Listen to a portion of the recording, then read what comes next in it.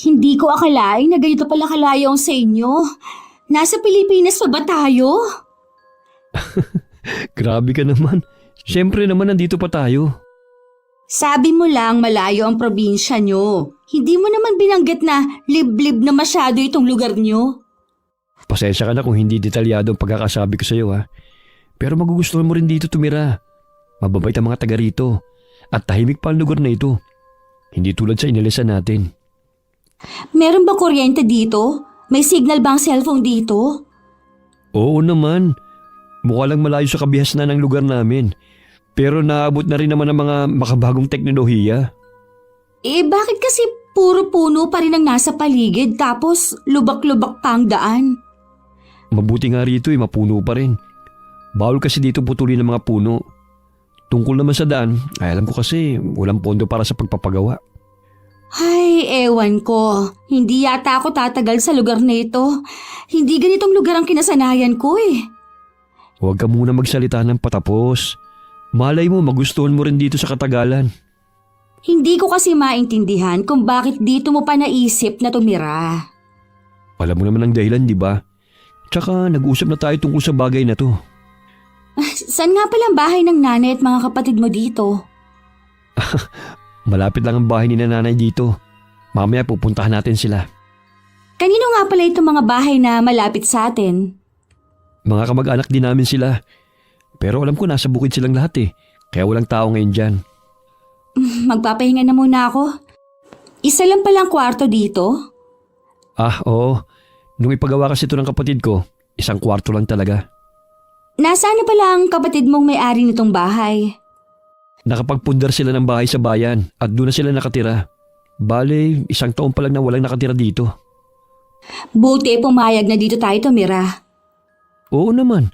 Natuwa nga nung malaman na uuwi tayo rito Ito na lang muna sigurong dala natin na kumot ang ilalatag ko. Inaantok na talaga ako At pagod sa mahabang biyahe. Sige, magpahinga ka na muna. Titignan ko lang kung ano pa ang kulang dito sa bahay. Ang bahay na nilipatan namin ay yari sa pawid at kawayan naman ng sahig. Tipikal na bahay sa probinsya. Mapuno din kaya malamig ang paligid. Hindi nga lang ako sanay sa ganung lugar. Kaya hindi ako sigurado kung tatagal ako. Galing kami sa Maynila ni Albert. Pareho kami may trabaho noon. Ako sa salon at ang asawa ko naman ay taxi driver. Nagkaroon ng problema ang may-ari ng taxi na minamaneho ng asawa ko. Kaya napilitan itong ipagbili ang mga taxi niya. Ilang buwan na rin noon naghahanap ng trabaho si Albert. Pero dahil mahirap maghanap ng trabaho sa Maynila, matagal din siyang tambay. Hindi naman sapat ang kita ko sa pinapasukan kong salon sa mga gastusin namin. Lalo tumuupa lang kami ng bahay. Kaya nagpasya kami na umuwi na muna sa probinsya nila. Madilim na sa labas nang magising ako. Dali-dali akong bumangon para tingnan ang ginagawa ng asawa ko. Dahil hindi ako sanay na ganung oras malamig ang klima. Pasensya na, napahaba ang tulog ko. Nagluluto ka na ba? Okay lang yan. Mabuti ka nakapagpahinga ka Malapit na itong maluto. Gutom ka na siguro. Hindi na tuloy tayo nakapunta sa bahay ng nanay mo. Galing na ako sa kanila kanina. Ito nga nagpadala sa akin si inay ng mga gulay at daing na isda. Ang bait naman ng nanay mo. Sayang, hindi ko siya nakaharap kanina. Mabait talaga yun. Mabunga nga lang din minsan, parang ikaw. Nagbubunga nga lang naman ako kapag umuwi ka ng lasing sa bahay noon. Ikaw talaga hindi na mabiro. Ano nga pala niluto mong ulam? Itong tinapang bangus at nagisa ko ng upo sa sardinas. Maglalagay na ako ng mga plato para makakain na tayo. Sige, malapit na rin maluto tong sinaing. Siya nga pala, hindi ba delikado dito kapag gabi? Sinabi ko nga sa'yo, mababait ang mga tao rito sa amin. Luto na to. Makakain na rin tayo. Iniisip ko nga kung ano kaya ang pwedeng pasukan ko dito na trabaho. Tsaka kasi na maiinip ako dito sa bahay. Kararating lang naman natin. Huwag mo munang isipin yan. Oo nga, kaya lang gusto ko na magtrabaho. Magtatanong ako sa mga kapatid at pinsan ko rito kung may alam sila. Ikaw, may naiisip ka na bang trabaho na papasukan mo dito? Madali lang sa akin na makapasok ng trabaho rito. Huwag ka mag-alala. Tsaka mas makakaipon tayo rito dahil mas mura ang mga bilihin dito. Pwede na nating planuhin ang mag-anak. Hindi ako sigurado sa bagay na yan. Bakit naman? Ayoko kasing maranasan na magiging anak natin ang hirap ng buhay. Ano, mag-aanak lang tayo para masabi na pamilya? O para may makasama sa pagtanda natin? Magsusumikap ako para mabigyan ng magandang kinabukasan ng magiging anak natin. Hindi ko hahayaan na hindi siya makapag-aral at maging katulad lang natin. Madaling sabihin yan, pero mahirap panindigan. Masyado mo naman yata akong minamaliit. Alam ko naman na masipag ka. Pero sa taas ng bilihin ngayon, pagkain pa lang hindi na sumasapat. Kaya nga lumipat tayo rito para makatipid-tipid sa gastusin. Basta. Huwag na muna natin yan pag-usapan. Alam kong sumama ang loob ng asawa ko sa mga sinabi ko. Pero desidido akong hindi muna mag-anak hanggat wala kaming sapat na ipon. Para matustusan ang pangangailangan ng magiging anak namin hanggang makatapos siya ng pag-aaral. Marahil malaki din ang epekto na naging buhay namin noon. Kaya ganito ako mag-isip. Marami kasi kami magkakapatid at mula nung mga maliliit kami, isang kahig, isang tuka kami.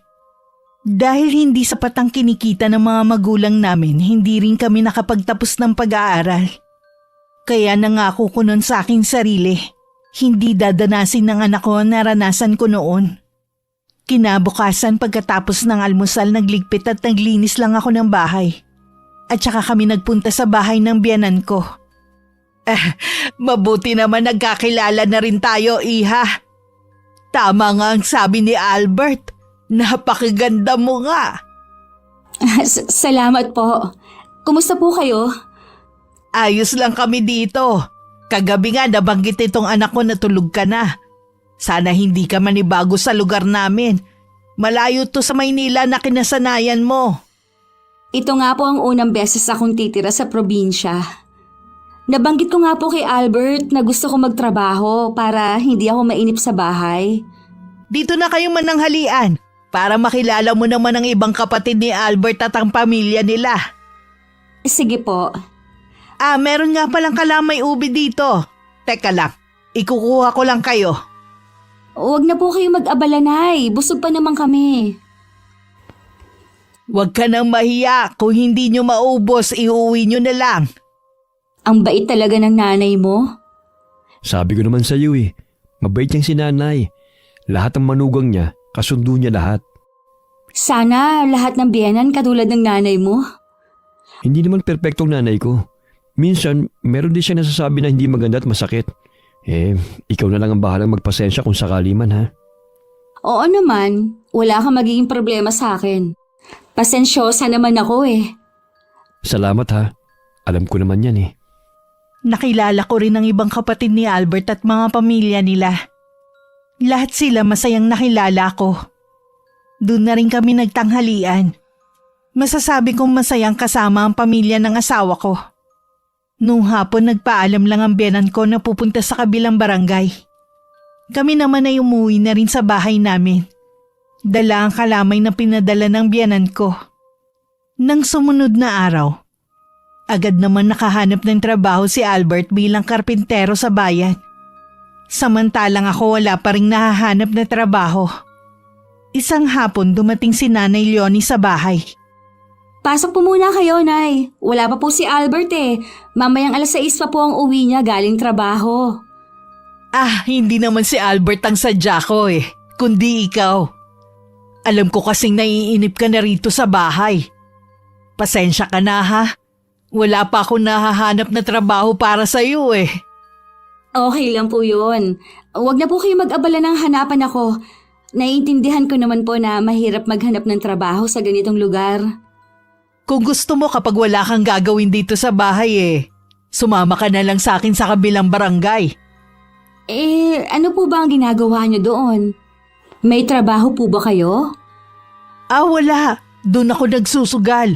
Naging libangan ko na kasi mula nang mabiyuda ako. Marunong po pala kayong magsugal? Natuto na lang ako dahil sa mga kaibigan. Ikaw, marunong ka ba? Medyo marunong po. Anong sugal ang alam mo? Marunong po ako magkwaho at mag-tong-its. Naku, tamang-tama. Tong-its ang paboritong laruin ng mga kaibigan ko. Hindi po ba bawal ang sugal dito? Hindi naman, basta nakatago lang. At isa pa, libangan lang naman eh. Ganun po ba? O paano, sama ka sa akin bukas? Sige po, papayagan naman siguro ako ni Albert. Oo nga pala, Iha. Huwag mo nang banggitin kay Albert ha. Kay Jay kasi ang asawa mo minsan eh. Baka hindi ka lang payagan. Sige po, Nay. Hindi ko nalang babanggitin kay Albert. Salamat, Iha. Ayoko lang kasi na magkagulo tayo kung sakaling malaman ng anak ko. Naiintindihan ko naman po yun. Alam mo, sa lahat ng mga naging manugang ko, ikaw na ang magiging paborito ko. Hindi ko maiwasang ma-excite sa pagsama sa biyenan ko. Naiinip na rin kasi ako sa bahay namin. Parang gusto ko na nga sabihin kay Albert na bumalik na kami na Maynila. At doon na lang kami maghanap ng bagong trabaho. Mabuti na lang pinuntahan ako ng nanay niya. Gaya nga ng gusto ni Nanay Leonie. Hindi ko binanggit sa asawa ko na sasama ako sa kanya. Kinabukasan na makaalis si Albert tsaka naman ako gumayak.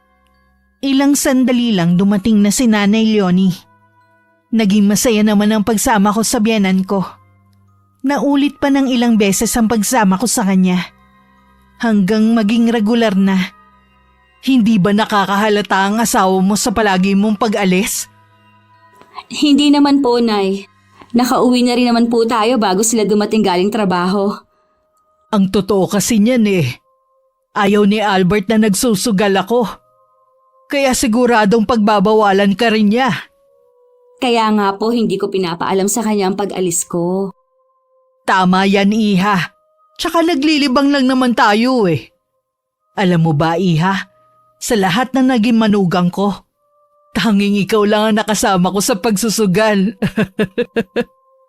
Nag-i-enjoy naman po akong kasama kayo. Oo nga pala, Iha. Napansin mo ba yung lalaki may kahabaan ng buhok kanina? Sino po doon? Yung nasa kabilang lamesa na naglalaro? Ay, pasensya na po. Nakatutok lang po kasi ako buong atensyon ko sa baraha, hindi sa mga meron. Sa susunod ituturo ko sa'yo para maiwasan mo. Kapag yun ang makakalaban mo, huwag ka na maglaro ha? Bakit naman po? Mandaraya ang lalaking yun. Madaling mapikon kapag natatalo. Tsaka siya ang may-ari ng pasugalan. Ganun po ba? Sige nga po, ituro niyo sa akin na maiwasan. Oo, ituturo ko sa'yo sa Lunes, pagbalik natin. Oo nga po pala, linggo bukas. Hindi tayo makakapunta para magsugal. Pwede naman sana tayong pumunta kaso siguradong malalaman ni Albert. Ikaw lang naman ang inaalala ko eh. Sa Lunes na nga lang po, Nay. Ay, kailangan ko rin po makabawi eh. Ang laki ng talo sa akin kanina. Ganun talaga sa sugal. May natatalo at nananalo. Pero alam mo, ang galing mo humawak ng baraha. Bihira yung pagkakataon na natatalo ka. Kayo din naman po ang galing din po maglaro. Matagal na po ba kayong naglalaro ng sugal? Bago pa ako mag-asawa marunong na akong magsugal. Tumigil lang ako nung nagsasama na kami ng tatay ni na Albert. Istrikto kasi yun eh. Bumalik nga lang ako nung mamatay siya. Buti po okay lang sa kanila na nagsusugal kayo. Nako, si Albert lang naman ang mahigpit sa magkakapatid eh. Kaya ikaw, wag na wag kang madudula sa asawa mo ha. Kundi pareho tayong malilintikan. Huwag po kayo mag-alala. Hindi po malalaman ni Albert. Pangako po yan. Dahil una ang bahay ni Nanay Leonie, siya ang naunang nakauwi sa kanila. Ako naman nagpatuloy na sa paglalakad. Lahat na nakasalubong ko yung umingiti sa akin. Naginagantihan ko naman ng ngiti. Tama si Albert. Mababait ang mga taga ron. Pagdating sa bahay wala pa si Albert. Siguradong malilate yun ng uwi dahil araw ng sahod. Dadaan na rin yun sa palengke para bumili ng mga kailangan namin dito sa bahay. Naglinis na lang muna ako habang naghihintay. Nagsalang na rin ako ng sinaing. Sigurado naman kasing may dala ng lutong ulam si Albert pag uwi niya. Kalat na ang dilim sa labas nang dumating ang asawa ko. Pasensya na mahal kung ngayon lang ako. Kanina pang alas 4 kami natapos ng trabaho. Ang kaso pasado alas 5 na dumating si boss. Ayos lang yon. Teka, ipagtitimpla kita ng kape mo. Ito nga pala yung sahod ko. Bumawas na ako dyan ng pinamalengke ko at pinambiling ulam. Gusto mo na bang kumain? Mamaya na siguro. Gusto ko muna magpahinga. Kumusta naman ang trabaho mo? 1 linggo na lang pala matatapos na yung bahay na ginagawa namin. Pero sabi naman sa akin ni paring Elmer na pwede niya akong i-recommenda sa amo niya. Nagustuhan niya kasi yung trabaho ko Mabuti nga marunong ka sa pagkakarpintero. Yun naman kasi yung trabaho ko bago ako naging taxi driver. Ako nga hindi pa rin nakakahanap ng trabaho. Sinabi ko naman sa'yo, hindi mo kailangan magtrabaho. Dito ka na lang sa bahay. Gusto ko rin kasing may sarili akong pera Tsaka makatulong na rin sa gastusin dito sa bahay. O sige, ikaw ang bahala. Basta sa akin, ayos lang na wala kang trabaho. Dapat lang naman ako bilang lalaking bumuhay sa'yo Yang pride mo pa rin talaga ang pinapairal mo. Hindi na uso sa panahon ngayon na lalaki lang ang may trabaho. Maaaring sa Maynila uso yan, pero hindi dito sa probinsya namin. Sa tingin ko naman, talagang wala akong mapapasukan dito Napansin ko kasi halos lahat ng kababaihan dito puro nasa bahay lang. Sinabi ko naman sa'yo Nang maubos ang laman ng tasa ni Albert, naghain na ako para makakain na kami ng hapunan. Kinabukasan naman pagkatapos ng agahan nagtungo si Albert sa bahay ng nanay niya. Naiwan naman ako para maglaban ng marurumi naming damit. Nagsasampay na ako nang dumating si Albert. Hindi maipinta ang mukha niya at hindi ako pinansin ng tawagin ko. Basta tuloy-tuloy lang siyang pumasok sa loob ng bahay. Tinapos ko muna ang ginagawa ko bago ko siya sinundan sa loob. May nangyari ba sa bahay ng nanay mo? Bakit hindi mo sinabi sa akin na sumasama ka kay nanay sa kabilang barangay para magsugal? Ha? Sino naman nagsabi sa'yo niyan? Sinabi ng isa sa mga hipag ko, si Ate Marites. Totoo nga nagsusugal ka? Sinasamahan ko lang naman si nanay Di totoo ang nagsusugal ka? Gladys naman. Alam mo naman na hindi maganda nagsusugal. Naglilibang lang naman kami ni nanay Hindi naman kami laging umuupo para magsugal. Madalas nanonood lang kami. Itong si nanay naman, isa ring konsentidore. Huwag mo namang pagsalitaan ng ganyan ng nanay mo. O bakit? Totoo naman di ba? Wala naman siya kasalanan Ginusto ko rin naman na sumama sa kanya. Naiinip na rin kasi ako dito sa bahay. Ang dami mong pwedeng gawin dito sa bahay. Kaysa dumayo pa ng sugal sa kabilang barangay. Para sabihin ko sa'yo, iba ugali ng mga taga roon. Hindi ka tulad dito sa atin. Paano kung mapahama ka? Pagpasensyahan mo na kami ng nanay mo. Huwag ka na magalit pa. Nagmamalasakit lang naman ako sa inyo ni inay. Tigas din ang ulo niya. Kung hindi pa nagsumbong ang hipag ko, hindi ko malalaman na bumalik na naman pala siya sa pagsusugal. Wala rin kasi mapaglibangan ng nanay mo. Kaya hindi mo rin siya masisi. Naikwento nga niya kahit mga apo niya, wala na rin oras para sa kanya. Naiintindihan ko naman ang inay. Kaya plano kong kausapin ang mga kapatid ko. Hindi dapat malulung ang inay sa bisyo ng pagsusugal. Kaya nakikiusap din ako sa iyo na huwag ka nang sumama kay inay. Oo, sige. Hindi na ako sasama sa kanya. Papayuhan ko rin siya. Dumating ang araw ng Lunes. Maagang umalis si Albert para pumasok sa trabaho. Kahit may usapan kami ng araw na yun ng inay, wala naman akong balak na umalis. Ayoko mag-away na naman kami ni Albert kapag nalaman niyang sumama na naman ako sa nanay niya. Katatapos ko lang maglinis at balak ko sanang tupiin ang mga damit na nilaban ko noong nakaraan nang biglang dumating si Nanay Leonie. May ginagawa ka yata. Pasensya na kung nakakaabala ko sa iyo ha. Naku, hindi po, Nay. Magtutupi lang po sana ako ng damit. Siguro nag-away kayo ni Albert, no? Pasensya na, Iha. Yung manugang ko kasi ang nagsumbong. Masyado talagang mahadera ang babaeng yun eh. Hindi na lang nanahimik. Bagay sa kanya ang pangalan niyang Marites. Sa lahat ng manugang ko, sa kanya malayo ang loob ko. Tama naman po si Albert, Nay. Hindi tama na dadayo pa tayo para magsugal. Libangan lang naman natin eh. Hindi naman tayo namemerwisyo ng ibang tao ah. Hindi nga po tayo nakakaperwisyo ng ibang tao. Kaso po, yung bulsa naman natin yung napeperwisyo. Sa bagay nga, di hindi na muna tayo pupunta. Hindi na nga po. Mahirap po kapag itinuloy pa natin eh.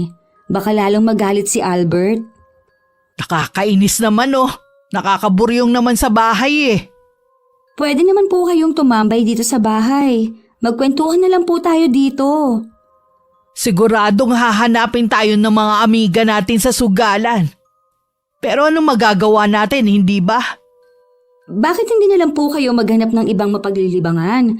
Magtanim po kaya kayo. Malawak naman po ang bakuran ninyo. Ginawa ko na yan dati. Minsan pa nga sumama pa ako sa bukid eh. Kaya lang sadyang hindi ko gusto ang ginagawa ko kaya tumigil ako. Hindi rin po kasi maganda kung malululong kayo sa bisyo. Inaalala ko rin po kayo. Oo nga, tapos dinamay pa kita. Ginusto ko rin po na sumama sa inyo. Nalilibang din naman kasi ako eh. Kaya nga sobra akong nagpapasalamat sa iyo eh. Ikaw lang sa lahat ang nakasundo ko ng ganito. Mabait naman po talaga kayo. Kahit sino naman po nakakasundo nyo agad. Nako, hindi naman lahat, Iha. Meron pa rin akong hindi makasundo. Inalo ko pa na doon naman ang halian ng biyanan ko sa bahay. Pero tumanggi siya. Kita ko sa kanya ang kakaibang lungkot nang umalis. Hindi ko rin naman maiwasan na mag-alala. Kaya naman nagpa siya akong dalawin na lang siya sa bahay nila kapag wala akong ginagawa. Hindi ko akalaing dahil sa pagpunta ko, magugumon na naman kami sa sugal ng biyanan ko. Itinuro din niya ang isang lalaki na sinasabi niyang madaya sa sugal. Lumapit yun sa amin habang naghihintay kami na may magyaya na pumalit. Bakit nandito lang kayo? Wala pa kasing bakante eh. Wala pang umaayaw sa mga naglalaro. Magpapakuha ko ng isa pang lamesa para tayong tatlo maglaro. Naku, hindi na. Maghihintay na lang kami na merong mabakante. Ayaw mo yata akong makalaro eh. Ha? Hindi naman sa ganon. Alam ko kasing wala akong laban sa galing mo maglaro eh. Eh ikaw, baka gusto mo makipaglaro sa akin. Naku, hindi po. Wala po akong plano maglaro ngayon. Sinamahan ko lang si nanay. Kapag pumunta kayo rito, hindi pwede ang sinasabi mong hindi magsusugal. Wala rin po kasi akong pampuhunan eh. Hindi problema yan. Nagpapautang naman kami. Benny, ako na lang ang maglalaro. Lubayan mo na ang manugang ko. O sige, para makabawi ka naman sa akin. Malaki pa ang utang mo ha. Magpapakulang ako ng lamesa at mga upuan. Nay, may utang kayo sa lalaking yun? Oo, Iha. Nakautang ako ng minsang hindi kita kasama dito. Di po ba sabi niyo na madaya ang taong yun? Yun na nga eh. Tingin ko dinaya niya ako nung maglaro kami. Dapat po siguro tumanggi na lang kayo kanina. Ikaw naman ang kukulitin niya kapag nagkataon. Kilala ko yang si Benny. Babantayan ko na lang po kayo habang naglalaro kayo. Salamat, Iha ha. Kapag makabawi ako't nakabayad ng utang hindi na ako ulit makikipaglaro sa kanya. Dapat lang, Nay. Wala kasi akong tiwala sa taong yun eh. Ako din naman Kaya lang kailangan kong makisama. Nahinto lang ang pag-uusap namin ng biyanan ko nang lumapit muli si Mang Benny sa amin. Ngising-ngisi pa siya na parang may masamang balak. Nang tumayo na ang biyanan ko, tumayo na rin ako mula sa pagkakaupo. Muli pa akong inalok ni Mang Benny na maglaro kasama nila pero mariin akong tumanggi. Nang magsimula silang maglaro, umpisa pa lang talo na ang biyanan ko. Sinabihan ko siyang tumigil na. Pero mapilit siyang ituloy ang laro. Hanggang makautang na naman siya. Huli na nang mapagtanto niya na malaki na ang nauutang niya kay Mang Benny. Dapat talaga nakinig na lang ako sa iyo, Iha. Paano kaya yan? Lalong lumaki ang utang ko. Huwag na po kayo mag-alala. Makakabawi din po kayo sa susunod. Huwag na lang po kayo makipaglaro kay Mang Benny. Masyadong madaya ang taong yun.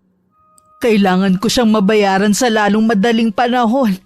Dahil kung hindi, baka manggulo siya sa bahay. Kahit po paunti-unti, bayaran niyo po siya. Gasino lang kasi ang nakukuha kong pensyon sa namayapa kong asawa. Hindi sasapat yun. Baka po meron kayong mahihiraman sa mga anak niyo. Hihingi rin po ako kay Albert. Hindi naman niya ako matitiis eh. Pangako, Iha, kapag nakabayad na ako sa pinagkakautangan ko hindi na ako ulit babalik sa pagsusugal. Huwag na po talaga kayong babalik. Hindi maganda ang kutob ko kay Mang Benny. Para kasing hindi siya gagawa ng mabuti. Marami nga akong hindi magandang naririnig sa taong yun. Ang hirap lang kasing tumanggi. Gano'n naman po pala, hindi pa kayo umiwas. Kung pwede nga lang sana siyang iwasan. Kaso siya nga ang may-ari ng pasugalan. Ay, sa bagay nga, mahirap nga po talaga. Pero hanggat maaari, huwag niyo nang kausapin. Susubukan ko, Iha. Tiniyak ko munang nakauwi na ang biyanan ko bago ko umuwi sa amin. Pagdating sa bahay, wala pa naman si Albert. Hinarap ko muna ang pagsasaing para pagdating niya may pagkain na. Nito kasing mga nakaraang araw tila pagod na pagod siya lagi. Nang matapos kasi ang trabaho niya, sa iba naman siya pumasok. Mas di hamak daw na mabigat ang trabaho doon dahil all around siya. Nang makauwi nga si Albert baka sa mukha niya matinding pagod. Inasikaso ko muna siya ng gabing yun. Ilang araw na rin kaming hindi nagkikita ng biyanan ko. Kaya inakala ko talagang ibinaling na niya sa ibang bagay ang atensyon niya. Kaya ganun na lang ang gulat naming mag-asawa nang makarating sa amin ng balita. Alam mo ba na nagsusugal pa rin ang inay? Nakakasama ka pa rin ba niya? Minsan lang naman. Tsaka nangako ang nanay mo na hindi na magsusugal ulit. Ang laki ng utang niya. Nasa bahay yung mga naniningil sa kanya. Sa pagkakaalam ko kasi kay Mang Benny lang siya may utang. Nangako naman ang inay mo na babayaran sila. Kung kani-kanino siya may utang. Pati kami magkakapatid ay sinisigil na rin. Mas mabuti pang tulungan niyo na lang ang nanay niyo sa pagbabayad ng utang. Ano? Bayaran? Akala mo yata ganun lang kadaling bayaran ng utang niya. Malaki ang utang niya sa kung kani-kaninong tao. Hindi niyo naman siguro hahayaan na makulong ang nanay niyo. Ginawa niya na to dati. Nangutang ng pangsugal. Tapos kami nagbayad. Intindihin niyo na lang ang nanay niyo. Masyado lang siyang nalulungkot dahil mag-isa na lang sa buhay. Hindi sapat na dahilan para magpakalulong siya sa sugal. Tapos lahat tayo damay? Nangako naman ang inay na magbabago na. Bigyan niyo na lang siya ng pagkakataon na magbago. Ilang beses niya nang sinabi yan noon. Wala rin pagbabagong naganap. Anong gagawin natin ngayon? Mag-uusap kami magkakapatid kung anong mabuting gawin. Pasensya ka na kung sinasamahan ko pa ang nanay mo. Naaawa naman kasi akong hayaan lang siyang mag-isa. Tsaka, lagi ko naman siyang sinasabihan eh. Akala ko naman nakikinig siya sa akin. Pagkatapos ng pag-uusap namin, nagpaalam na muna si Albert na pupunta sa kanila. Hindi na ako sumama dahil wala naman akong maitutulong. Nagkasundo silang magkakapatid na ibenta ang alagang baka ng isa nilang kapatid para merong maipambayad sa utang. Nang makabayad, bumalik na naman sa pagsusugal ang biyanan ko. Pumunta pa siya sa bahay ng araw na yon. Nay, huwag na po kayo magsugal. Baka mamaya malaman pa ng mga anak ninyong gagawin nyo. Hindi ba nangako kayo sa kanila na magbabago na? Ngayon lang naman Naiinip kasi ako sa bahay. Saan naman po kayo kumuha ng pera? Dumating na kasi ang pensyon ng asawa ko. Yun ang gagamitin ko. Mabuti pa pong ibili nyo na lang ng pagkain ng pera ninyo. Huwag niyo nang ipangsugal. May pagkain pa naman sa bahay. Kaya ako nagpunta dito para yayain ka sana. Pero sa nakikita ko sa iyo parang ayaw mo nang sumama. Pasensya na po kayo, Nay. Hindi ko na kayo masasamahan. Nagbago ka na talaga. Dati naman sumasama ka Wala na rin po kasi akong perang pangsugal ngayon. Hindi ko naman po ugaling mangutang. Bakit hindi ka na pinapahawak ng pera ng asawa mo? Hindi naman po sa ganon, kaya lang po sapat lang po ang kinikita niya ngayon. Magbabayad din po kasi ng inutang na pera. Ipinandagdag po sa pagbabayad ninyo ng utang. Ay, tungkulin naman nila yon dahil mga anak ko sila. Alangan naman sa ibang tao pa ako humingi ng tulong. Yun na nga po. Kaya sana naman, maawa na kayo sa mga anak ninyo. Huwag niyo na pong pasakitin ang ulo nila. Ayaw mo ba talagang sumama sa akin? Hindi po talaga. Umuwi na lang din po kayo. Huwag na kayong tumuloy. Kahit anong sabihin mo, hindi ako uuwi. Maglilibang ako ngayon. Kung ayaw mong sumama, edi wag. Nay, makinig naman po kayo. Huwag na po kayo magsugal.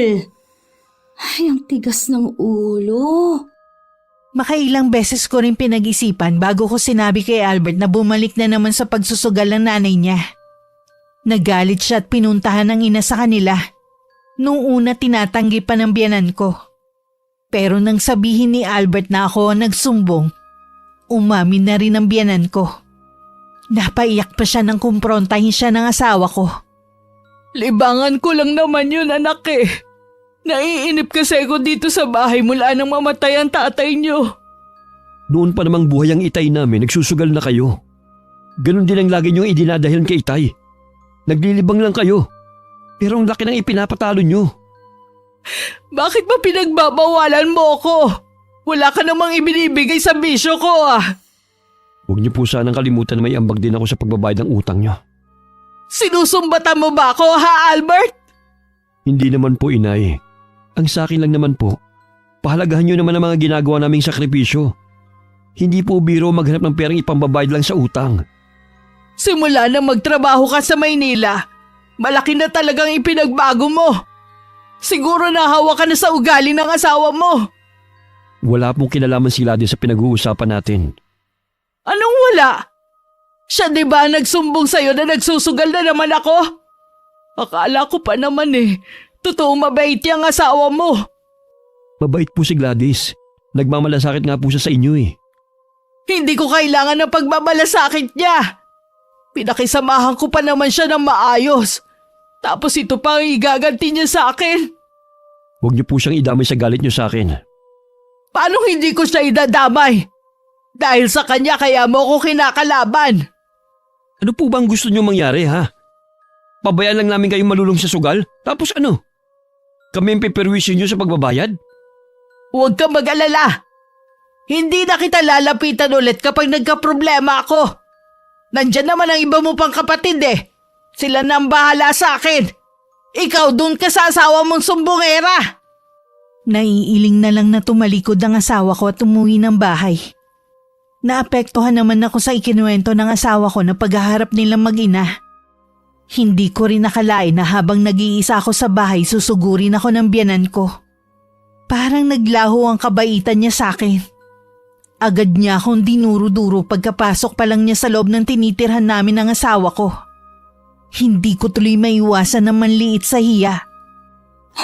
Huwag niyo naman po akong duru-duruin dito sa loob ng bahay namin. Bakit? Hindi niyo naman bahay to Bahay to ng isa kong anak. Pinatira lang kayo rito. Wala kayong sariling bahay. Hindi naman po namin ito inaangkin. Mabuti naman kung ganon. Dapat sa inyo bumalik na lang sa Maynila. Hindi ko kayo kailangan dito. Lalo ka ng babae ka. Kung nagagalit po kayo dahil nagsumbong ako kay Albert, pasensya na po kayo, Nay. Ayoko lang po na malulong kayo sa sugal. Baka magkabaon-baon na naman kayo sa utang yan Wala kang pakialam. Sa susunod na magsumbong ka ulit, makakatikim ka na sa akin. Tandaan mo ang sinasabi ko sa'yo. Dayo ka lang dito. Hindi mo ako kaya! Hindi niyo po ako kailangang pagbantaan. Hindi naman po ako lalaban sa inyo eh. Mula ngayon, hindi na kita malugang. Sinayang mo lang ang pakikisama ko sa'yo. Isa ka palang ingrata. Hindi naman po pala bukal sa kalooban niyo ang pakita niyo sa akin. Sana po hindi na lang po kayo nakipagplastikan sa akin. Dahil totoo po lahat ng pakita ko sa inyo. Sana nga eh. At sana din hindi ka na inuwi dito ng anak ko. Dahil sa'yo, nagkakagulo tuloy kami ni Albert. Iniwanan pa ako ng matalim na tingin ng biyanan ko bago siya tumalikod. Nasundan ko na lamang siya ng tingin habang palayo. Bigla naman ako napakunot ng noo sa napansin ko. Tinitigan ko pa ang bagay na yun pero bigla namang nawala. Totoo ba yung nakita ko? O namamalikmata lang ako? Hindi ko na lang ikinuwento kay Albert ang tungkol sa pagsugod ng nanay niya dito sa bahay namin. Ayoko na kasing humaba pa ang away namin ng biyanan ko. Bigla ko tuloy na miss ang samahan namin. Ang pagiging maalaga niya tuwing magkasama kami. Ang pagiging kalog niya na para bang hindi 60 ang edad dahil sa pagiging masayahin. Napabuntong hininga na lang ako sa pag-aalala sa mga pangyayaring yun. May problema ka ba? Napapansin ko kasi ang lalim lagi ng iniisip mo. Wala naman. Iniisip mo ba ang inay? Kumusta na pala siya? Dumaan ako sa kanya nung isang araw. Hindi niya ako hinarap. Galit pa rin siya hanggang ngayon. Sabi ng mga kapatid ko, araw-araw pa rin daw pumupunta sa kabilang barangay para magsugal. Napansin ko na bigla siyang nagbago. Parang hindi na siya katulad ng dati. Paano mo nalaman? Nagkita ba kayo ng inay? Ha? Dumalaw siya dito nung isang araw. Ano ang pinag-usapan niyo? Kung ano-ano lang naman. Hindi ka ba niya inaway? Hindi naman. Yun ang napansin ko. Parang may kakaiba sa kanya. Hindi ko maipaliwanag kung ano. Ang totoo niyan, yan din ang napansin nila eh. Lagi daw mainit ang ulit na kasigaw ang inay. Pati nga sa mga apo, lagi niyang pinapagalitan. Takot na raw tuloy lumapit sa kanya. Ang madalas siyang pinagdidiskitahan, yung mga anak ni Ate Marites. Gusto ko nga sanang dalawin ng inay. Nag-aalangan nga lang ako. Huwag na muna siguro. Palamigin muna natin ang sitwasyon. O sige, sa ibang araw ko nalang dadalawin ang inay mo. Nang matapos ulit ang trabaho ni Albert, isang trabaho ang pinag-iisipan niyang tanggapin. Dahil madidestino siya sa malayo. Magiging lingguhan ang kanyang uwi sa bahay. Sinabi ko naman sa kanya na ayos lang kung hindi niya tatanggapin. Nangihinayang naman siya at baka wala pa siyang mahanap na bagong trabaho. Hindi pa rin kasi kami tapos sa utang na binabayaran namin. At isa pa, mas malaki ang sahod niya. At libre naman ang pagkain at tirahan. Sa huli tinanggap niya ang trabaho na yon. 3 araw na ako mag-isa nun sa bahay. Minsan galing ako sa talipapa na kasalubong ko ang bilas ko. Sandali kami nakapagkwentuhan. At nabanggit nga niya ang pagbabago kay Nanay Leonie. Marami na nga daw gamit ito ang naibenta dahil sa pagkagumon sa sugal. Nang araw na yun nagpa siya akong dalawin ng biyanan ko. Nay?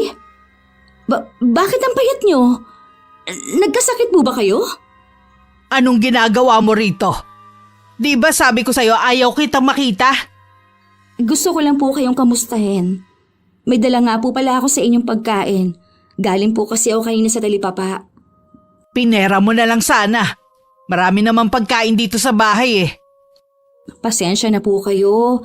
Wala po akong pera eh. Lagi ka namang ganyan. Hindi ko alam na pagkatapos kitang pakisamahan ng maayos eh. Ito pa ang igaganti mo sa akin. Nay. Umalis ka na. Hindi ko kailangan ng pagbisita mo. Huwag na po tayong mag-away, Nay. Namimiss ko na nga po yung samahan natin eh. Ibalik na po natin yung dati. Bigyan mo na lang ako ng pera kung gusto mong hindi na kita awayin. Pasensya na po talaga, Nay. Hindi ko po kayo pwedeng bigyan ng pera. Tsak po kasing ipang susugal nyo lang. Akala mo naman hindi ka naging sugarol dati. Hoy, huwag kang magmalinis. Malaki rin naman ang naipatalo mo. Hindi ko naman po yun ikinakaila eh. Pero binago ko po dahil ayoko pong pati si Albert mamroblema kung sakaling mabaon ako sa utang. Umalis ka na lang! Alis!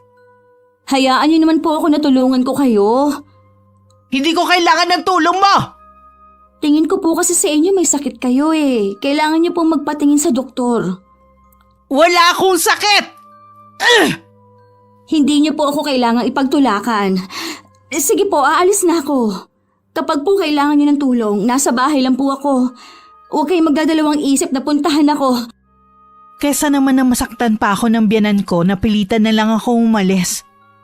Bago tuluyang makalayo, nakita ko na namang may lumabas na insekto sa tenga ni Nanay Leonie. Natitiyak kung merong masamang nangyayari sa kanya. Pagka-uwi sa bahay, naging balisa ako. Hindi ko kasi alam ang gagawin ko. Bigla ko rin naalala ang yumao kong lola. Isa siyang magaling na manggagamot noon. Bago siya pumanaw sa edad na 80. Ito na po bala ang sinasabi niyo sa akin noon na tamang panahon? Araw ng Sabado, maagang dumating si Albert. Mukha siyang masaya. Siguro dahil mas malaki ang sahod niya ngayon. May dala pa siyang pasalubong sa akin. Binalita rin niya na tapos na niyang bayaran ng utang ng nanay niya. Yun lang naman kasi ang malaki naming problema. Sa wakas, tapos na rin ang problema ko kay inay. Makakaipon na rin tayo ng para naman sa atin. Meron sana akong sasabihin sa'yo eh. Ano yun? May masama bang nangyari dito sa bahay habang wala ako? Wala naman. Tungkol kasi sa nanay mo. Pinuntahan ko kasi siya sa bahay niya. Inaway ka ba niya? Pinagsalita ng hindi maganda? Hindi naman. Tingin ko kasi sa kanya may sakit. Sobrang payat niya. Tapos parang hindi na yata natutulog. Kailan mo siya pinuntahan? Ilang araw nang nakakalipas. Pupuntahan ko siya ngayon. Sasama ako sa'yo. Hindi kasi talaga maganda ang pagsusugal. Uubusin lang nito ang pera mo. Mababaong ka pa sa utang. Kapag minalas-malas pa, baka magkasakit ka. Iyon nga ang sabi ko. Kaya lang sarado na ang isip ng inay sa anumang paliwanag. Akala ko pa naman tapos na ang problema natin. Mukhang may panibago na naman. Mabuti pa, puntahan na natin ang nanay mo. Nagtungo na nga kami mag-asawa sa bahay ng nanay niya. Pero hindi namin nadatnan doon ang biyanan ko. Pinagtanong na namin sa mga kapatid ni Albert at sa mga kapitbahay. Wala ni isa sa kanila makapagsabi kung nasa ng inay. Iisa lang ang nasa isip namin ni Albert. Tsak na nasa kabilang barangay ang ina at nagsusugal na naman. Hindi nga kami nagkamali. Naroon nga ang biyanan ko. Naabutan pa namin siyang nakikipagtalo sa kalaban nito sa laro. Pinagbibintangan siya ng biyanan ko na nandadaya. Agad kaming lumapit at inilayo doon ang biyanan ko. Sinundan naman kami ni Ma'am Benny na noon ko lang ulit nakita. Saan niyo dadalhin si Aling Leonie? Iuwi ko ng nanay ko. Hindi siya nababagi sa lugar na ito. Hindi mo siya maaaring iuwi. Malaki pa ang utang niya sa akin. Ano ka mo? May utang sa iyong inay? Hindi mo binayaran ka na namin? May panibagong utang ulit ang nanay mo. Nakakagago ka naman. Alam mo matanda ng inay. Walang trabaho tapos pautangin mo? Sa tingin mo kaya may pambayad siya? Hindi ko na yun problema. Ang mahalaga sa akin, ang magbayad siya sa takdang oras na ibinigay ko. Kung hindi siya makakabayad, anong gagawin mo? Ipapakulong mo ba siya? Wala namang nakukulong sa utang, hindi ba? Walang ibabayad ang inay ko, kaya tigilan mo na siya. Hindi maaari. Ang utang ay utang na dapat bayaran. So wala siyang pambayad eh. Wala akong pakialam kung wala siyang pambayad. Basta bayaran yung utang niya.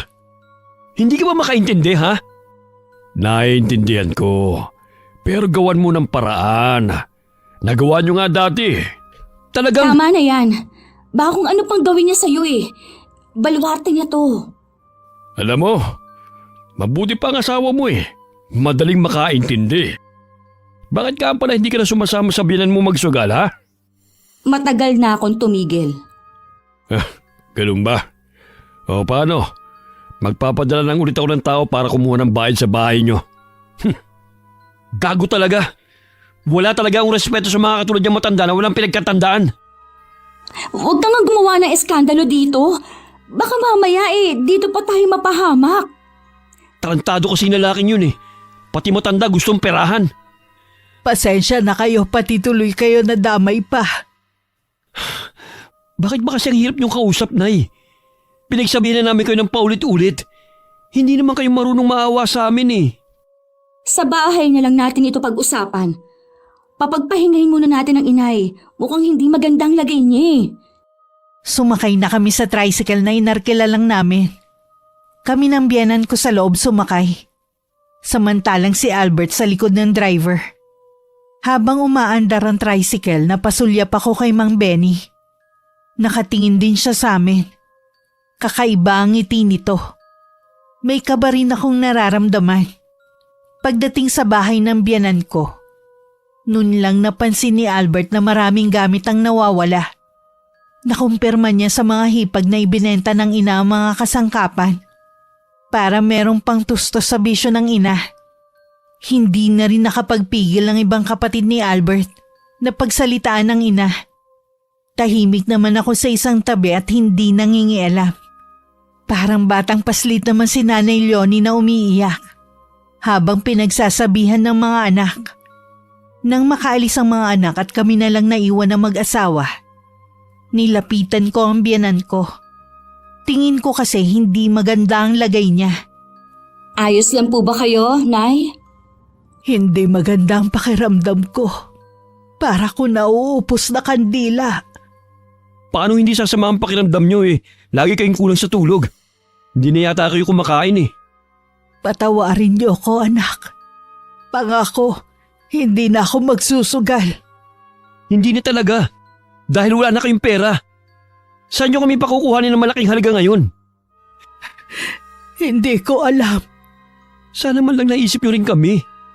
Pamilyado na rin po kaming lahat. Hindi namin mauuna basta-basta ang problema nyo.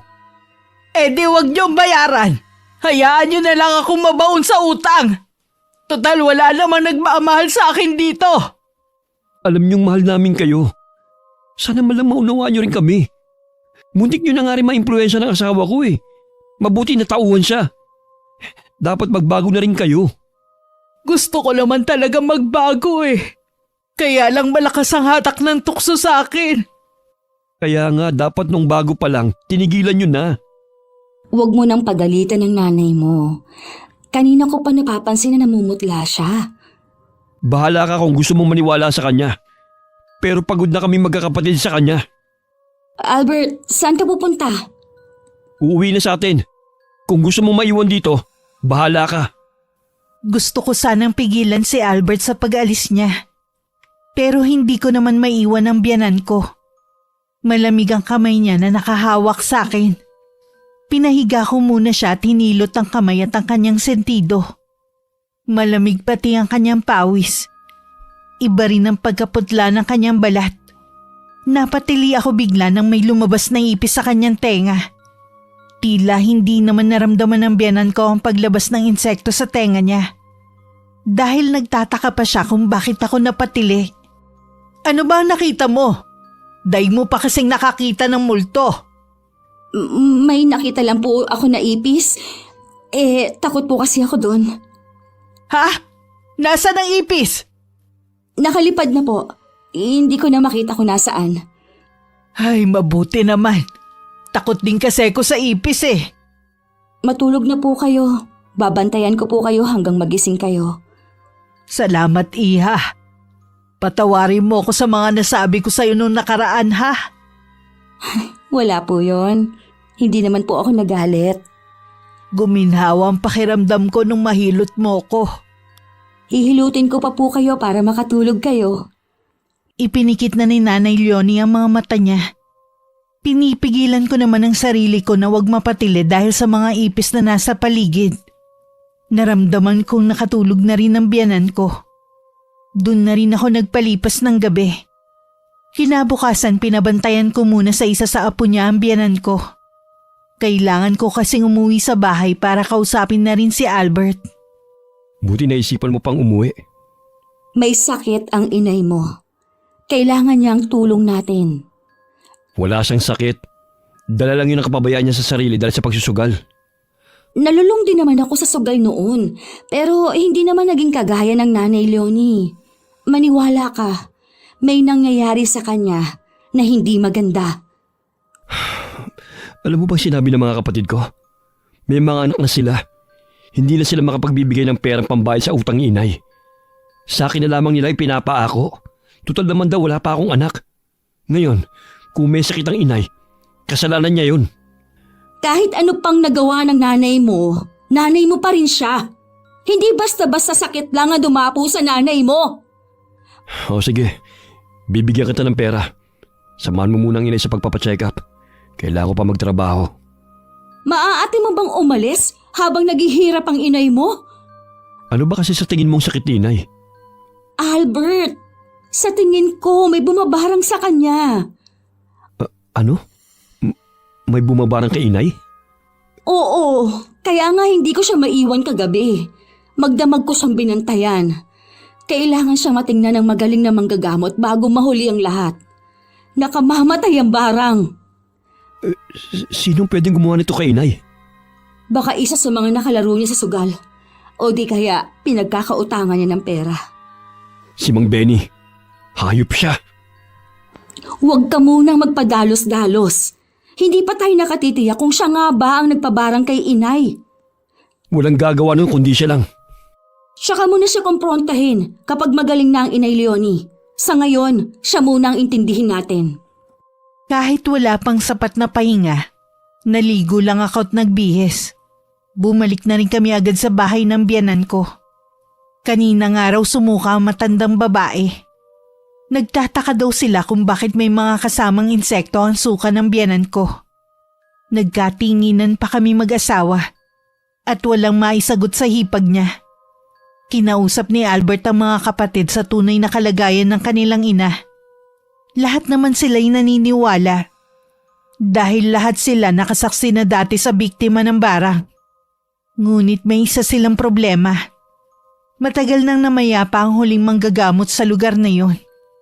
Maghahanap pa sila ng albularyo sa ibang lugar. Mas mabagsik ang barang kumpara sa kulam. Ang barang kasi, kahit mahawakan lang niya ang taong gusto niyang gawa ng masama, ay magagawa niyang saktan. Sa pamamagitan din ng pagkontrol sa mga insekto, kaya niyang utusan ng mga ito na pumasok sa katawan ng tao. Kung saan sana naghanap ang mga kapatid ko ng manggagamot, pero wala silang makita. Ang lola ko, isang manggagamot dati. Hindi lang siya basta manggagamot. Wala ring makatalo sa kanya noon. Di ba matagal nang patay ang lola mo? Oo, matagal na siyang patay. Pero ang panggagamot niya, nagawa niyang maipasa sa akin. Talaga? Marunong ka manggamot? Bakit ngayon mo lang nabanggit yan? Dahil ayoko naman talaga manggamot. Alam ko kasi, sa bawat panggagamot ay naipapasa minsan ang sakit ng pasyente. Walang sakit nung mamatay ang lola ko. Pero alam kong dala niya ang sakit ng mga taong ginamot niya. Yun ang nagpahirap sa kanya. Wala ka naman palang balak gamitin ang kaalaman mo. Bakit sinasabi mo pa yan? Kahit hindi ko pa nasusubukan manggamot, nasa puso at isip ko naman ang mga pangaral ng abuela ko. Magagamot mo kaya ang inay? Gagawin ko ang lahat para magamot siya. Pero kailangan pa rin nating malaman kung sino ang bumabarang sa kanya para malaman natin kung ano ang gusto niya. Hahanapin ko si Mang Benny. Malakas talaga ang kutob ko na saan nagbabarang kay inay. Hinanap nga ng asawa ko si Mang Benny. Nakita naman niya ang lalaki sa pasugalan nito sa kabilang barangay. Dahil nga sa ginawa niyang panggugulo noon, hindi na siya pinapasok. Sinabi na lang niya sa isa sa mga regular nang nagsusugal doon na gusto niya makausap ang lalaki. Agad namang sumunod ang taong pinakiusapan niya. Habang palapit sa asawa ko si Mang Benny, matinding pagpipigil lang ang ginagawa ni Albert para hindi siya sugurin ng suntok. Tumigil lang may edad ng lalaki ilang di pa ang layo sa asawa ko. Nakapamulsa pa siya at may nakakalokong ngiti sa labi. Nandito ka na ba para bayaran ng utang ng nanay mo? Hindi yun ang pinunta ko rito. Huwag mong sabihin na nandito ka para maglaro. Pwede naman. May isa pang bakante sa isang lamesa. Baka gusto mo ron. Hindi ako nagsusugal kahit na kailan. Sabihin mo na kung anong sadya mo. Huwag mo aksayin ang oras ko. Ikaw ba nagpabarang sa nanay ko? Magsabi ka ng totoo. Anong barang? Baliw ka na ata eh. Kahit ako laking probinsya, hindi ako naniniwala sa ganyan. Walang pwedeng gumawa nun sa nanay ko kundi ikaw lang. Paraan nyo ba yan para makaiwas sa malaking pagkakautang sa akin ng nanay nyo, ha? Totoong sinasabi ko, merong bumabarang kay inay. Kaya nga ako nandito eh. Dahil akala ko, ikaw ang nasa likod ng pangbabarang sa nanay ko. Kumita na yan, iho. Wala namang iba. Wala na ba kayo naiisip na dahilan para makaiwas sa utang? Talaga bang wala kang alam sa nangyayari kay inay? Gusto kong makita ang kalagayan ng inay mo. Kung ikaw may duda sa akin, mas lalo naman ako. Isinama nga ng asawa ko si Mang Benny sa bahay ng nanay niya. Nang mga sandaling yun, malala na ang kalagayan ni Nanay Leonie. Namamagana ang buong katawan niya dahil sa mga sugat na bigla na lang tumubo sa balat niya. Umaaligid din sa buong bahay ang mga kulisap. Tanda na merong bumabarang sa kanya. Bakas naman sa mukha ni Mang Benny ang hindi pagkapaniwala sa nakikitang kalagayan ng matandang babae. Agad na rin siyang lumabas ng bahay dahil hindi matagalan ng singaw ng katawan ni Nanay Leonie. Bakit hindi nyo pa dinadala sa ospital? Hahayaan nyo lang ba siyang mamatay? Hindi po doktor ang magpapagaling sa nanay ko. Sinasabi ko naman sa inyo, binabarang siya. Makinig ka, iho. Kahit tingin nyo sa akin ay masamang tao, hindi ko magagawang magpabarang, lalo ng isang matandang babae. Kung hindi po kayo, sino kaya? Hindi ko alam. Aaminin ko, sinadya naming dayain ng nanay nyo para matalo. Madali kasing lokohin ng mga ganyang edad. Gusto rin namin siyang mabaon sa utang. Pero kahit kailan hindi ako gagamit ng ganyang puwersa. Lalo't galing pa yata sa kadiliman ng barang na yan. Mukha naman kayo nagsasabi ng totoo. Nagsasabi talaga ako ng totoo. Pasensya na, pero wala akong may tutulong sa inyo. Pwede pa kung may kinalaman sa sugal. Salamat po sa pagpunta ninyo dito, Mang Benny. Pasensya na po sa abala. Malaki talagang abala ang ginawa nyo. Biruin nyo. Ako pa talagang napagbintangan nyo. O sige, dahil naawa ko sa kalagayan ng nanay nyo, hindi ko na siya sisingilin. Basta't kapag gumaling siya, wag na uli siya magagawi sa pasugalan ko, ha? Makakaasa po kayo hindi na pupunta doon ang inay. Paano, alis na ako. Sana gumaling ang inyong ina. Sana rin, ito na ang huling pagkikita natin, iho. Tinapik pa sa balikat ni Mang Benny ang asawa ko bago umalis. Magaan na rin ang pakiramdam ko sa kanya. Hindi katulad nung unang kita ko sa matandang lalaki. Kaya siguro ako nakakaramdam sa kanya na tila may masama siyang plano. Dahil gusto niya kaming dayain sa sugal. Naramdaman ko ring walang itim na aura ang bumabalot sa kanya. Naiiling na lang ako. Para na rin kasi kung si Lola kung mag-isip. Pumasok na lang kami sa loob ng bahay. Nagising si Nanay Leonie. Umiiyak siya sa matinding sakit na nararamdaman. Awang-awa naman ako na halos hindi ko siya matingnan. Para kasing dinudurog ang puso ko sa nakikita kong paghihirap niya. Parusa na siguro sa akin to. Hindi kasi ako naging mabuting ina sa inyo. Huwag niyo pong sabihin yan. Kahit hindi po kayo naging perpektong ina, kayo naman po ang pinakamapagmahal at maasikasong ina. Bakit kailangan mangyari sa akin to? Gumagawa na po ng paraan si Gladys para gumaling kayo. Huwag po kayong mawawalan ng pag-asa. Marunong manggamot si Gladys? Opo, Nay. Namana po niya yun sa namayapan niyang lola. Nahihiya tuloy ako sa mga sinasabi ko sa asawa mo noon. Siya pa pala ang tutulong sa akin ngayon. Mabait po ang asawa ko. Hindi po yung nagtatanim ng galit sa kapwa. Mabunga nga rin yun parang kayo, pero napakabait. Nasa na nga pala ang asawa mo? Bakit wala siya rito? May kinukuha lang po siya sa labas. Nandito na pala siya. Iha, lumapit ka dito sa tabi ko. Kumusta na po ang pakiramdam nyo? Buong katawan ko makirot. Pakiramdam ko ang daming gumagalaw sa loob ng katawan ko. Tsaka, bakit may kasamang insekto ang isinuka ko? May ipagtatapat po kami sa inyo. May bumabarang po sa inyo, Nay. Ano ka mo? Pero sino ang gagawa nito sa akin? Hindi kaya si Benny? Hindi po siya. Katunayan nga po niyan, nandito siya kanina. Nilinaw po niya na wala siyang kinalaman sa nangyari sa inyo. Siguradong isa sa mga nakalaro ko sa pasugalan ang gumawa nito sa akin. Hindi pa po natin alam kung sino, pero pangako po, hindi ako titigil hanggat hindi ko siya nahahanap. Salamat, Iha. Huwag mo kong pababayaan, ha? Ayoko pang mamatay. Gagawin ko po ang lahat na makakaya ko para gumaling kayo. May tiwala ako sa iyo, Iha. Tumango naman ako at pinakalma ko siya. Nag-umpisa na naman kasi siya mag-hysterical. Tuwing palubog ang araw, nag-uumpisa na rin ang mataas niyang lagnat. Kaya buong gabi nangangatal siya sa matinding init ng katawan. Naisip ko baka ang gumagawa nun ay nag-oorasyon tuwing sasapit ang dapit hapon. Ilang gabi na rin akong walang tulog sa kakabantay sa biyanan ko.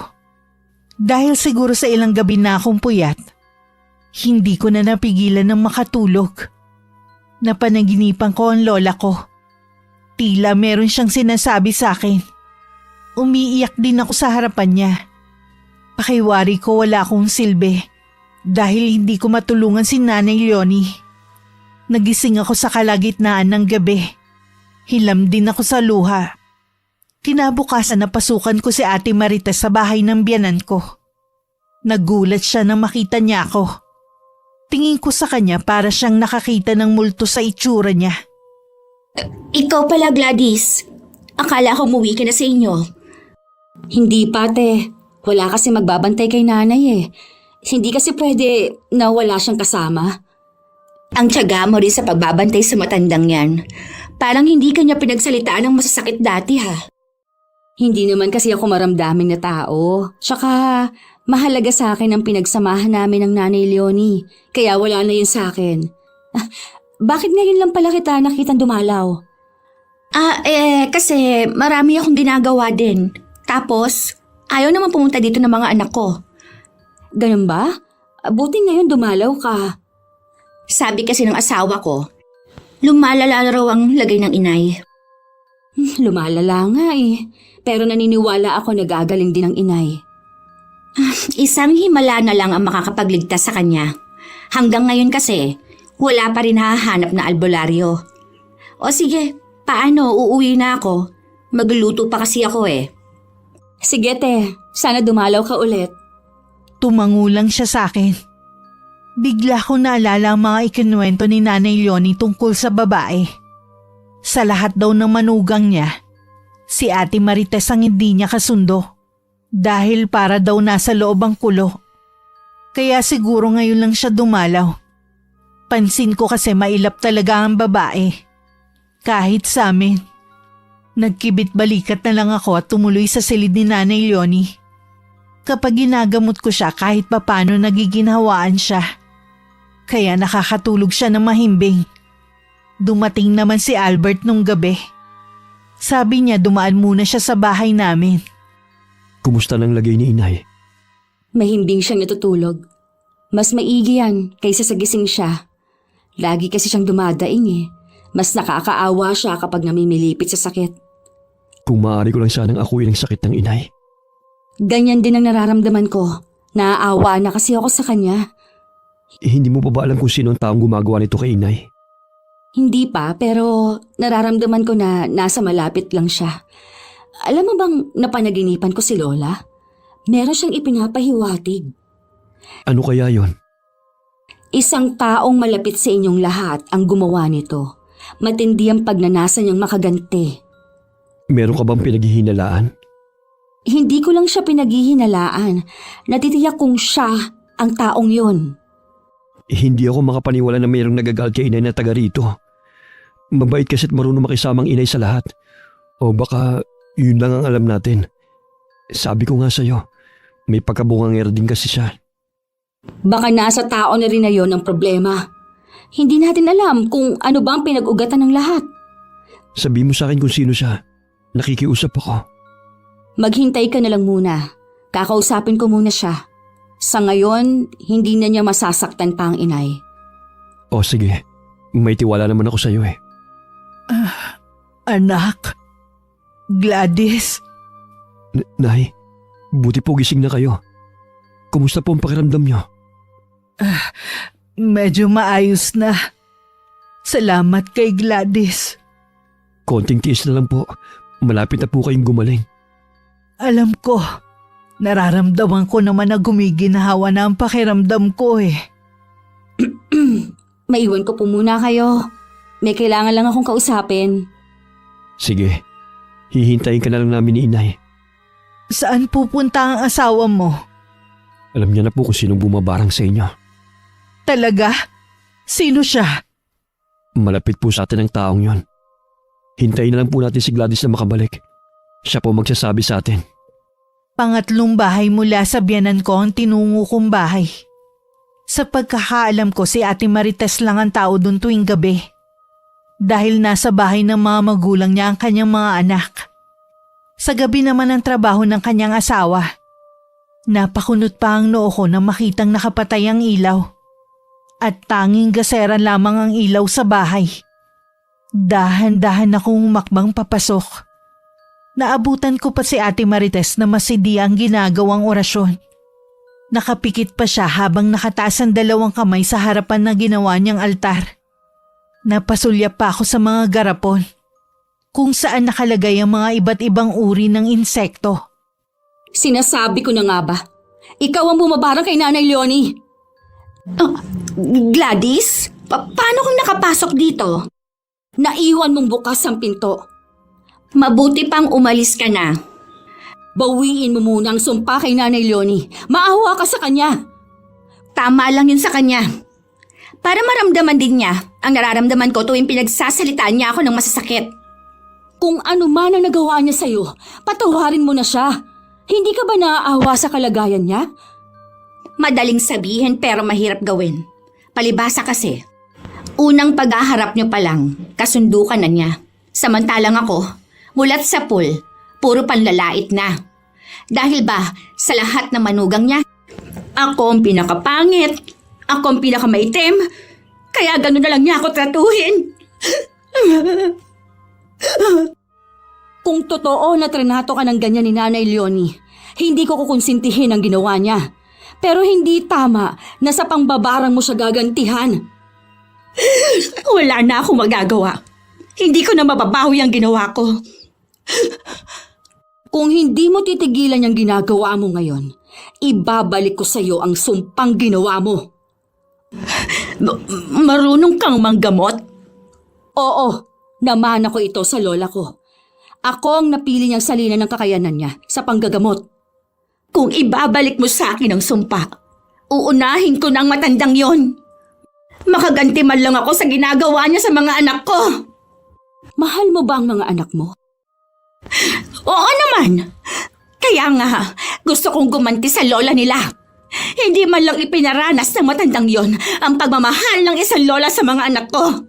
Puro singhal lagi ang inaabot nila. Ako na ang humihingi ng kapatawaran sa ginawa ni Nanay Leonie sa mga anak mo. Pero itigil mo na to. Hindi ito gugustuhin ng mga anak mo. Ayaw mo naman silang tuksuhin ng mga tao na ang nanay nila ay isang mamabarang. Alam mong walang lihim na hindi nabubunyag. Pero hindi na rin ako mapapatawad ni Nanay Leonie sa ginawa ko. Kahit ang mga anak niya. Paano kapag nalaman ng asawa ko, tiyak na magagalit siya sa akin. Kaya mabuti pang ituloy ko na lang ito. Kakausapin ko si Nanay Leonie. Humingi ka sa kanya ng kapatawaran. Naniniwala ako na isang aral na rin sa biyena natin ang nangyari sa kanya. Hindi ko alam, Gladys. Lagi ko pa rin naiisip ang mga ginagawa niya sa amin noon. Ako ang magsasalita para sa'yo. Lahat ng hinanakit mo dyan sa puso mo ay sasabihin natin. Hindi ko agad nakumbinsi si Ate Marites. Pero sa huli sinira rin niya ang altar kung saan siya nag-oorasyon.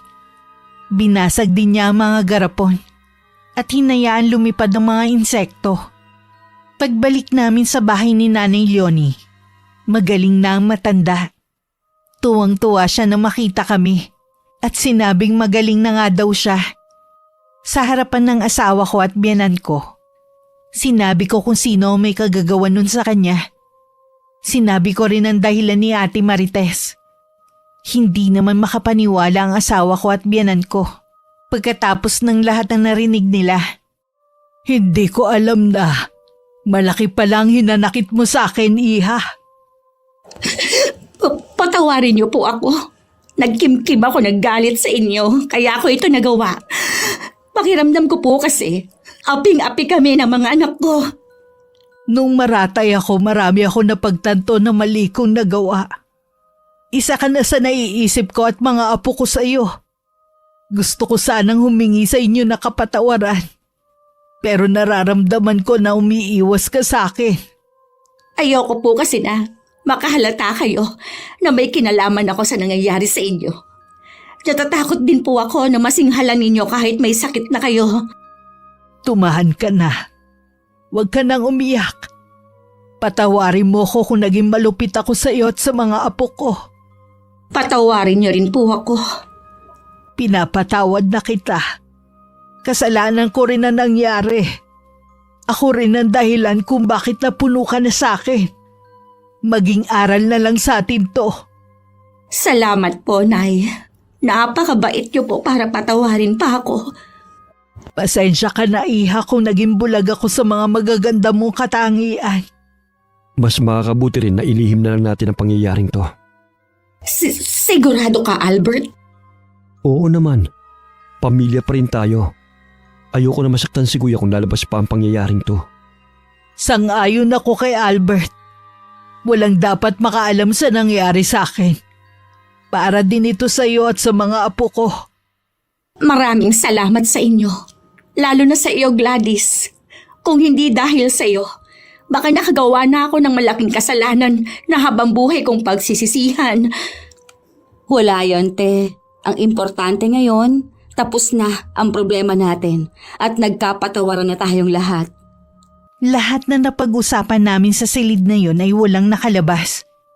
Iniwan din muna namin sandali sina Nanay Leonie at Ate Marites. Alam kong marami silang kailangan linawin sa isa't isa. Makalipas ang 1 linggo, tuluyan nang gumaling si Nanay Leonie. Tuluyan na rin niyang tinalikuran ng pagsusugal. Bumawi rin siya kay Ate Marites at sa mga apo niya. Matuli na lumipas ang 3 buwan. Kasalukuyan na ako nagdadalang tao ng mga panahon na yon. Hindi namin plinano ni Albert ang pagbubuntis ko. Pero masaya ako na sa wakas magkakaroon na rin kami ng supling na bunga ng aming pagmamahalan. Kahit saan mang anggulo, walang buting maibibigay ang paghihiganti sa kapwa. Gaano man kalaki ang kasalanan ng taong yun, mas mabuti pa rin na hanapin sa puso ang pagpapatawad. Wakas. Hindi ko akalain na ganito pala kalayo sa inyo.